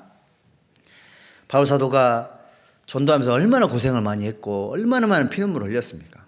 그런데 이 사람은 복음 때문에 내가 매이는 데까지 고난을 받았지만, 나는 몸이 매였지만 복음은 매이지 않는다. 왜 이렇게 담대하게 말했을까요? 수많은 성도들이 전도 때문에 겪는 수많은 어려움과 핍박들, 이런 것들이 그 복음의 밑거름이 되는 거예요.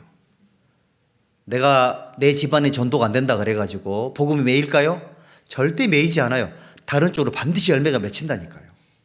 그걸 기억을 하세요. 실망하면 안 돼요. 야, 어딘가 전도가 됐다는 소식을 들으면 우리도 충분히 될 가능성이 높다, 이렇게 생각을 하셔야 됩니다. 또 그 사실을 마음속에 받아들이고 하나님 앞에 살아가야 돼요. 그리고 그 전도를 하다 보면 진짜 그 눈물 나는 상황이 굉장히 많죠. 전도를 하다 보면 가슴 아픈 상황이 굉장히 많을 텐데, 전도를 하면서 흘렸던 눈물들도 아마 좋은 걸음이 될 거예요. 두루 파고 걸음을 줄이니, 이렇게 말씀하셨습니다. 야고보서 5장도 한번 보십시다. 야고보서 5장 7절에 보시면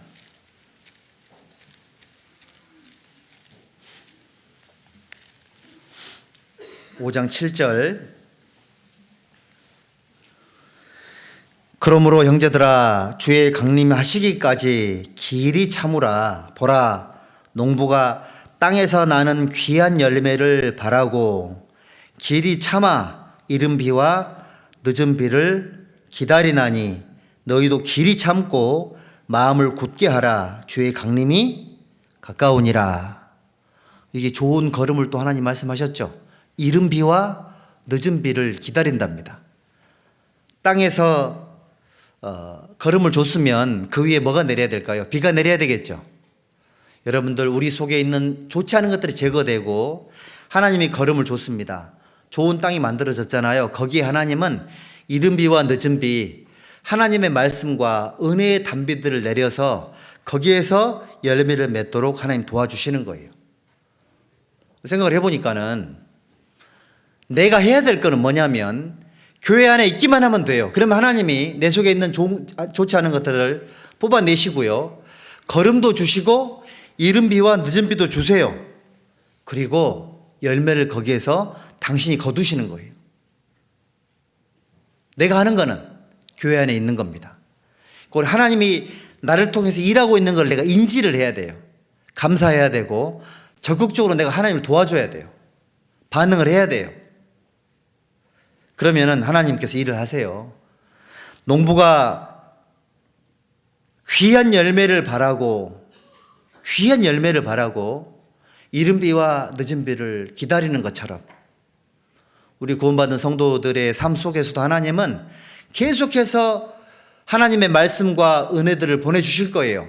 많이 받아들이면 귀한 열매가 맺혀요. 하나님의 능력으로 말미암아. 그런 기대감이 좀 생기죠, 우리가.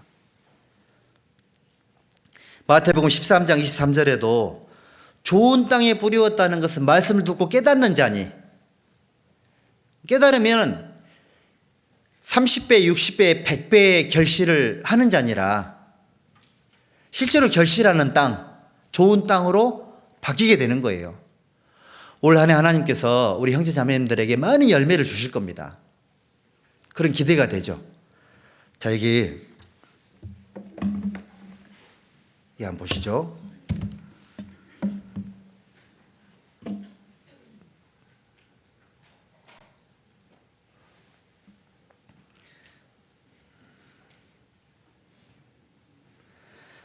자, 요한복음 15장 8절에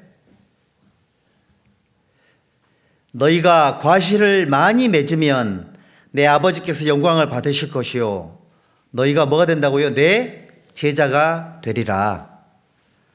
이 참 제자의 조건이죠. 참된 제자의 조건. 자, 과실을 많이 맺으면 진정한 제자가 될 거다. 예수님께 인정받는 제자가 되고 싶지 않아요? 예수님이 인정하는 동역자, 예수님이 인정하는 제자, 그러니까 스승의 가르침을 받아서 실천하는 사람, 이게 진정한 제자거든요. 과실의 증거가 되고요. 15장 16절에도 너희가 나를 택한 것이 아니요 내가 너희를 택하여 세웠나니 이는 너희로 가서 과실을 맺게 하고, 한 번만 맺히면 안 되겠죠. 너희 과실이 항상 있게 하여, 과실이 항상 있게 하여, 그 다음 중요한 구절이죠. 내 이름으로 아버지께 무엇을 구하든지 다 받게 하려 함이니라. 과실이 항상 있으면 뭐가 이루어진다고요? 기도 응답이 이루어져요. 우리가 합당하게 살면 그 힘으로 전도가 돼요. 하나가 된다라는 것은 이런 의미인 거예요. 하나가 되라는 얘기는 추상적인 개념이잖아요. 어느 쪽으로 하나가 될 거냐? 열매를 많이 맺히는 쪽으로. 두루 파고 걸음을 받고 이른 비와 늦은 비를 받아서 많이 열매를 맺는 쪽으로 우리 신앙생활들이 이렇게 상향 평준화되면 기도 응답이 이루어진답니다. 너무 놀라운 구절이죠. 여기 보세요. 전북 고창의 한 농장에서 포도나무 한 그루에 무려 4,500송이의 포도가 주렁주렁 열렸습니다. 친환경 농법으로 이룬 결실이어서 더 놀랍고 화제가 되고 있습니다. 박연선 기자가 다녀왔습니다. 검정색의 농익은 포도가 주렁주렁 달렸습니다.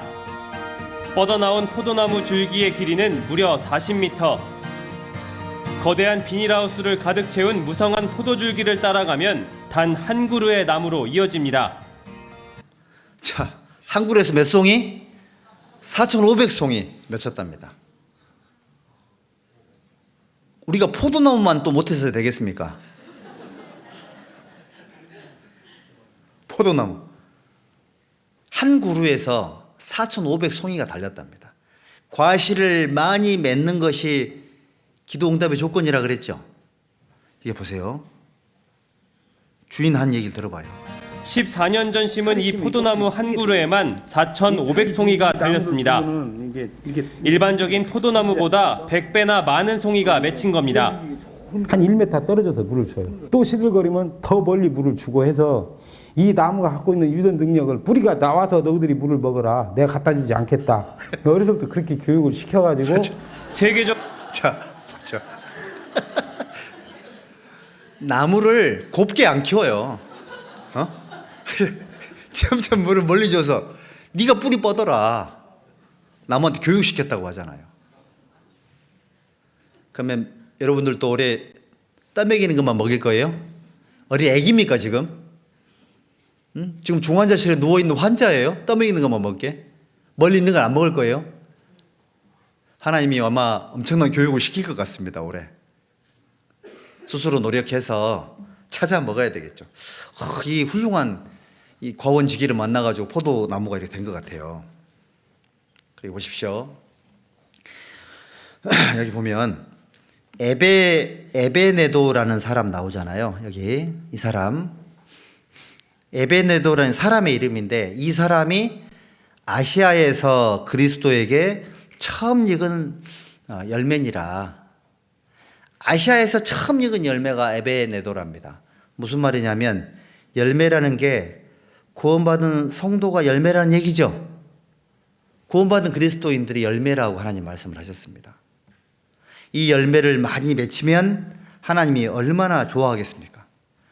죄인 하나가 회개하면 회개할 것 없는 의인 99을 인하여 즐거워하는 것보다 훨씬 더 기뻐할 거다. 전도 집회 한다고 하면은 우리는 뭐 해야 될까요? 엄청난 기대를 하고요. 거기에 막 지금보다 2배는 더 모여야 되는데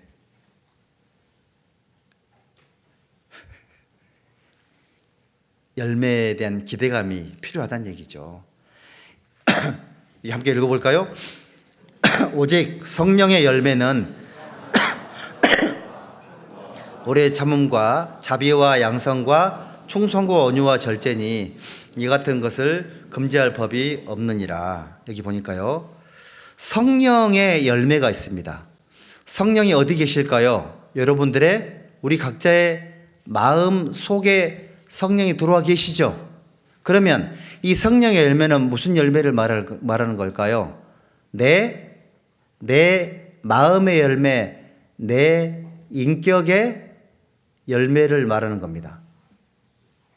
신의 성품에 참여하는 자가 되게 하려 하심이니라. 하나님을 닮아간 모습들이 열매라는 얘기죠. 사랑, 희락, 기뻐하는 거, 화평. 화평이 뭐죠? 서로 잘 지내는 거. 성질 부리지 않는 거. 화내지 않는 거. 욱하지 않는 거. 그리고 오래 참는 거. 그 다음에 불쌍히 여기는 거. 그리고 착한 거. 충성된 거. 그리고 온유한 거. 그 다음에 절제하는 거. 이게 뭐라고요? 이게 신의 성품이에요. 열매랍니다. 열매. 말씀을 배우고 말씀을 실천하다 보면 이런 열매들이 자기 속에 생겨요. 뭐 스님들은 사리가 생긴다고 하던데 우리는 살이 필요 없죠. 우리는 사리가 아니라 성령의 열매가 하나님이 원하시는 열매예요. 그리고 이 구절도 있습니다. 오직 위로부터 하나님께로부터 난 지혜라고 말씀을 하셨는데 이거를 열매랍니다. 의의 열매라고 하셨죠. 하나님께 주신 지혜를 받아서 내가 사용을 하잖아요. 이게 열매가 되는 거예요. 자, 위로부터 난 지혜를 보세요. 첫 번째는 거룩한 거예요. 성결한 거. 이게 열매입니다. 깨끗하게 살려고 노력하는 거. 구원받은 성도들이 매일매일 죄를 자백하는 거. 이게 열매입니다. 그 다음에 화평한 거.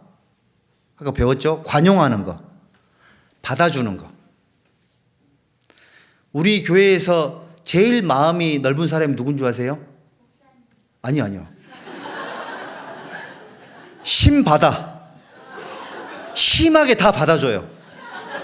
심받아. 심받아 게 어디 있어요? 안 받아주고 어디 갔노? 아, 저기 계셨구나. 이따 종칠지도 모릅니다. 기분 좋아서. 그다음에 여기 양순하고 순한 거 있잖아. 순한 거. 우리 교회 성도들 참 순해요. 형님 이것 좀 해주세요. 그러면 예 하고 막 뛰어와요. 이거 좀 해주세요. 왜? 이러지 않죠? 참 순해요. 좀 부탁합니다. 그럼 다 해줘요. 왜 그런 줄 아세요? 예수님께서 부탁했다고 믿는 거예요. 교회에서는 안 되는 게 있으면 안 되죠. 그래서 다만 시간차는 있겠죠. 이거는 지금, 이건 나중에, 다음에. 그렇게 해야 되겠죠. 그 다음에 긍휼. 이게 참 중요해요. 불쌍히 여기는 거. 짠하게 여기는 거. 우리 자매님들, 남편들 출근할 때 짠하죠? 뒷모습이. 뭘 짠해? 나도 출근하는데. 이런 겁니까? 우리 형제님들도 우리 부인들이 나이가 들면 목소리가 좀 바뀌죠? 아가씨 때 목소리가 아니잖아요. 그거 듣고 있으면 좀 짠하지 않던가요? 하여튼 아닌 걸로 하고. 자, 이런 것들이 좀 서로 좀 불쌍히 여겨야 돼요. 불쌍히 여기라고요. 서로가 불쌍히 여기면 정죄하는 마음이 사라지죠. 분별은 하되 정죄하지 않겠죠. 교회의 정말 선한 여론은 정죄하는 분위기가 아니고요, 받아주는 분위기, 불쌍히 여기는 분위기죠. 물론 공과 사는 구분을 할 겁니다. 하지만 다 살리는 쪽으로, 다 함께 사는 쪽으로 결정이 되는 것이 제일 좋겠다라는 생각이 들어요. 그래서 이걸 위해서 정말 기도가 필요하고요, 불쌍히 여기는 마음이 하나님 앞에 귀한 열매가 될 겁니다.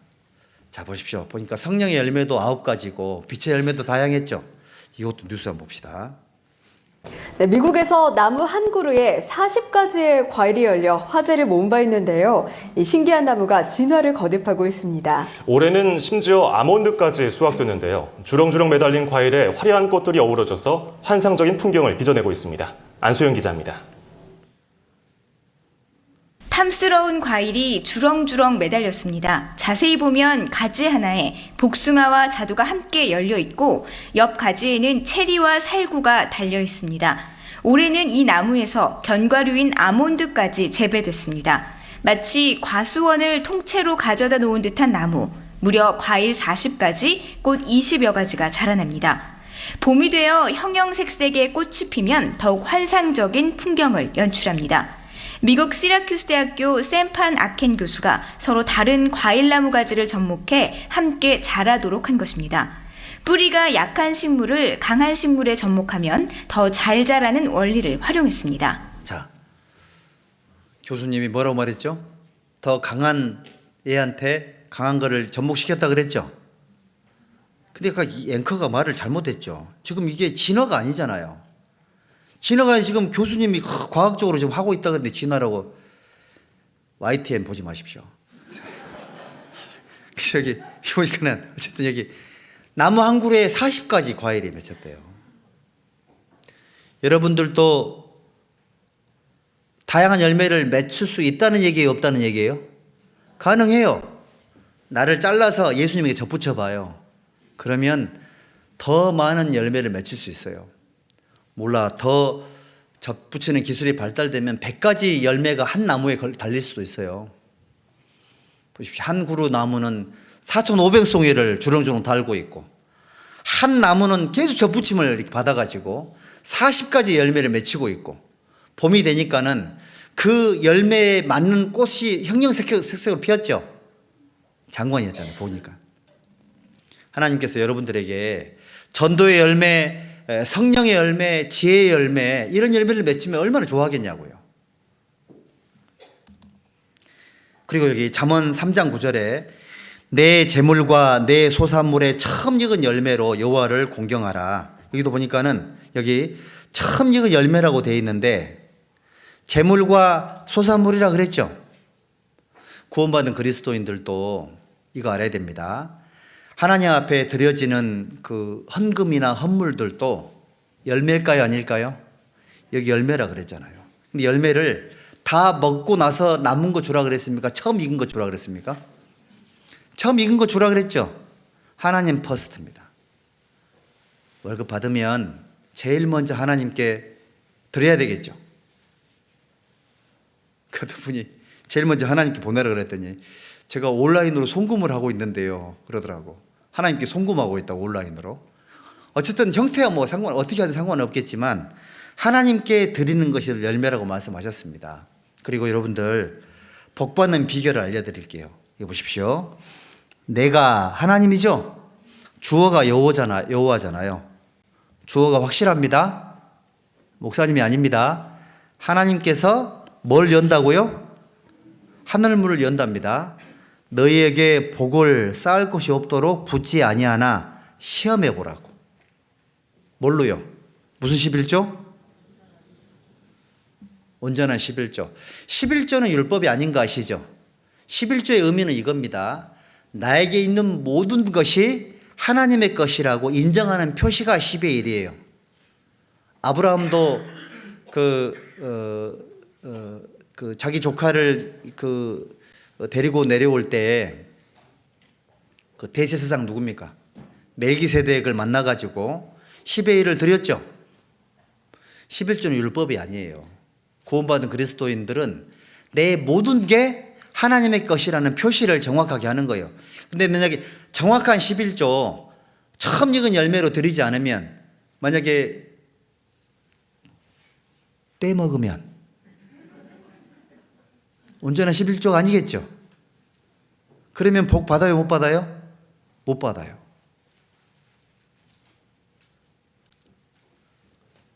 우리가 진짜 있잖아요. 성경을 잘 보고 하나님 앞에 드리는 게 정말 중요합니다. 아니, 살림이 모자라서 그런 것이 아니라 하나님께 복 받으라고 제가 말씀드리는 거예요.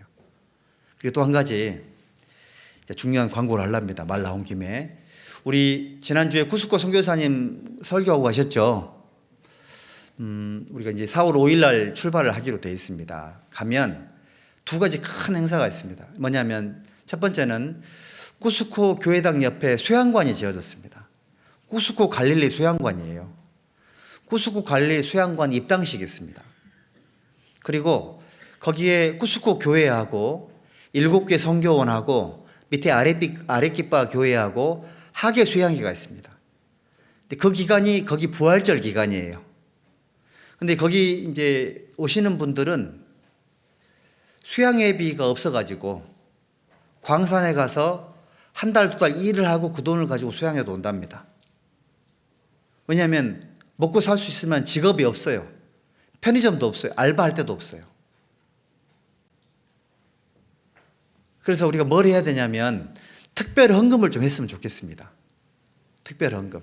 입당식도 있고 수양회도 가야 되니, 우리 경기 광주교회가 사랑이 넘치는 교회잖아요. 우리 그때 그 태풍으로 그 피해를 입었거나 우리 저기 전라도의 교회 홍수로 물에 잠겼거나 했을 때도 우리 어마어마한 사랑의 마음을 보냈잖아요. 그런 것처럼. 그래서 오늘 하란 얘기는 아니고요. 2주 후에 23일 날이 이제 이번 그 달 마지막 그 주일 날 미리 좀 기도하시고 준비하셨다가, 금액은 상관이 없습니다. 목표하는 금액도 없고요. 하나님 앞에 감사하는 마음으로 함께 헌금을 좀 해주시기를 부탁을 드리겠습니다. 언제까지라고요? 23일입니다. 구역장님들 꼭 광고도 해주시고 그러면 좋을 것 같습니다. 그리고 여기 잠언 11장 30절에 같이 읽어보죠. 의인의 열매는, 여기 화면 보시죠. 잠언 11장 30절입니다. 함께 읽읍시다. 의인의 열매는 생명나무라, 지혜로운 자는 사람을 얻느니라. 이 구절 참 중요하죠. 여기 생명나무를 사람이라고 했죠. 구원받은 형제자매들은 여러분들 자체가 생명나무예요.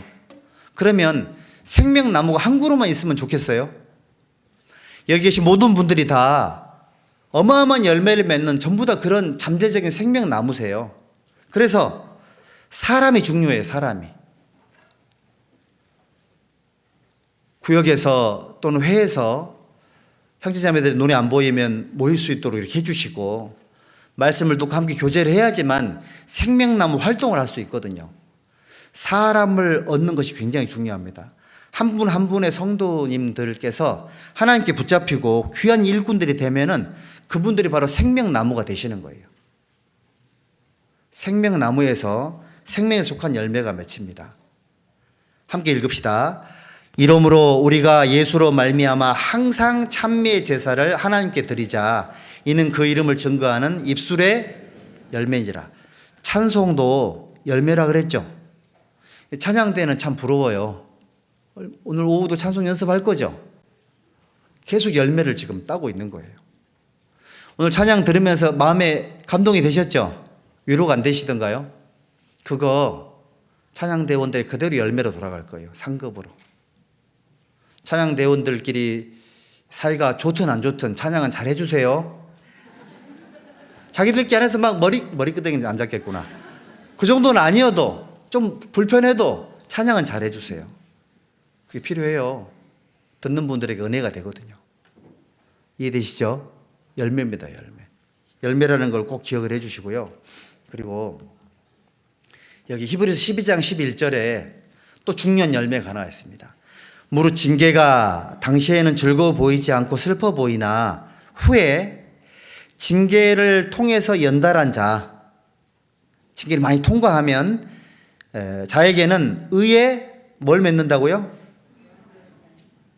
이건 무슨 열매일까? 곰곰이 생각을 해보세요. 징계를 언제 받을까요? 실수했을 때, 잘못했을 때 징계를 받겠죠. 그러면 징계를 많이 받고 평강한 열매를 맺는 사람들은 삶이 어떻게 될까요? 고침받겠죠. 수리받을 거 아니에요? 그 다음에 교정이 많이 되겠죠. 신앙생활이 정돈이 돼요. 이게 열매입니다, 열매. 그러니까 징계를 많이 받으면 좋을까요, 나쁠까요?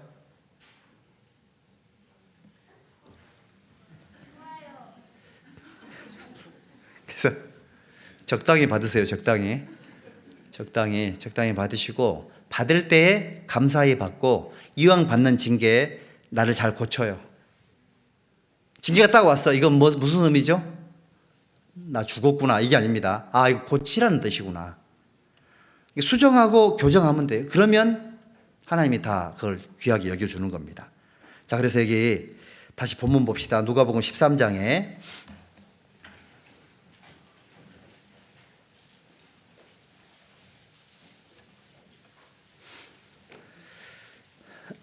13장 8절 9절 함께 읽어보죠. 대답하여 가로되 주인이여 금년에도 그대로 두소서 내가 두루 파고 걸음을 줄이니 그 후에 만일 실과가 열면이오니와 그렇지 않으면 찍어 버리소서 하였다 하시니라. 금년에도 어떻게 하라고요? 그대로 두라고. 그러면 금년은 우리에게 기회가 아니겠습니까? 기회이고 우리에게 주어진 두 번째 찬스죠. 죄 짓고 살던 우리에게 하나님께서 기회를 주신 것도 너무 놀라운데 수많은 실패와 고집센 우리들에게도 하나님이 계속 기회를 주신다라는 거, 이게 정말 하나님이 주신 어마어마한 축복이다라는 생각이 듭니다. 대신에 하나님의 은혜와 축복은 반드시 대가를 지불해야 됩니다. 화면 한번 보시죠. 자, 같이 읽어봅시다. 눈물을 흘리며 씨를 뿌리는 자는 기쁨으로 거두리로다. 울며 씨를 뿌리러 나가는 자는 정녕 기쁨으로 그 단을 가지고 돌아오리로다. 올 한 해 우리가 마음으로 실제로 많은 눈물과 피눈물과 피땀과 마음의 고통과 많은 어려움들을 통과를 해야 될 겁니다. 왜냐하면 두루 파내고 걸음주는 과정 속에 이런 것만 겪게 될 텐데, 이거는 하나님의 축복의 그런 의미를 담고 있죠. 여기 보는 것처럼 눈물을 흘리며 씨를 뿌리라 그랬잖아요. 울면서 씨를 뿌리러 나가라 그랬죠. 행동하란 말이에요. 움직이란 말입니다. 그러면 반드시 기쁨으로 뭘 가지고 온다고요? 단을 가지고 온답니다. 씨앗, 이거는 단수잖아요. 단은, 이거는 여러 가지를 의미하는 거죠. 이게 필요합니다. 자, 이거 하나 보여드릴게요. 이거 뭔지 알아요? 이게 바로 나무? 아니, 나무는 나무죠. 얘 이름이 무릎 꿇은 나무예요. 무릎 꿇은 나무. 로키 산맥에 수목 한계선이 존재합니다. 수목 한계선에서 자라는 나무예요. 얘가 계속 크는데 너무 칼바람이 불어오니까 살려고 꺾었어요, 자기 몸을. 강제로. 누가 꺾은 게 아니라 자기 스스로 꺾었습니다. 살려고. 그래서 생명을 유지를 해요. 이 나무는 뭐 관상수도 아니고요, 유실수도 아니에요, 아무것도 아니에요. 아닌데 이 나무를 가지고만 바이올린을 만들어요. 그래야지만 소리가, 공명이, 그 소리 그렇게 곱답니다. 무릎 꿇은 나무. 우리 삶이 그렇다는 생각이 듭니다. 하나님께로부터 오는 좋은 것들을 우리가 뭔가 받아내고 하려면 우리는 뭐가 돼야 될까요? 항상 수목 한계선에서 그렇게 사는 삶도 존재할까라는 생각이 들어요. 열심히 살고 죽을 각오로 사는 사람들, 그런 분들은 이 나무를 보고 힘을 내십시오. 이 나무는 보기에는 별로 아름답지 않게 보일지는 몰라도 소리가 깊어요. 무릎 꿇은 나무의 삶을 살아야 돼요. 무릎을 완전히 꿇어야 됩니다. 하나님 앞에. 살려고 하다 보니 무릎을 꿇게 되죠. 외모 다 포기하게 돼요. 이렇게 화려한 거 좀 포기하게 되죠. 되게 속이 깊어져요. 속이. 그 깊은 울림이 서로에게 깊은 울림이 되고 깊은 묵상이 되고 이렇게 해서 서로가 서로에게 아주 좋은 소리를 들려주는 그런 삶이 됐으면 참 좋겠다 이런 생각이 들어요. 예수님 말씀하십니다. 두루 파고 거름을 주겠다. 왜? 열매를 바라니까요. 금년에도 그대로 두셔서 너무 다행이죠. 안 그래요? 만회할 수 있는 기회가 생겼잖아요.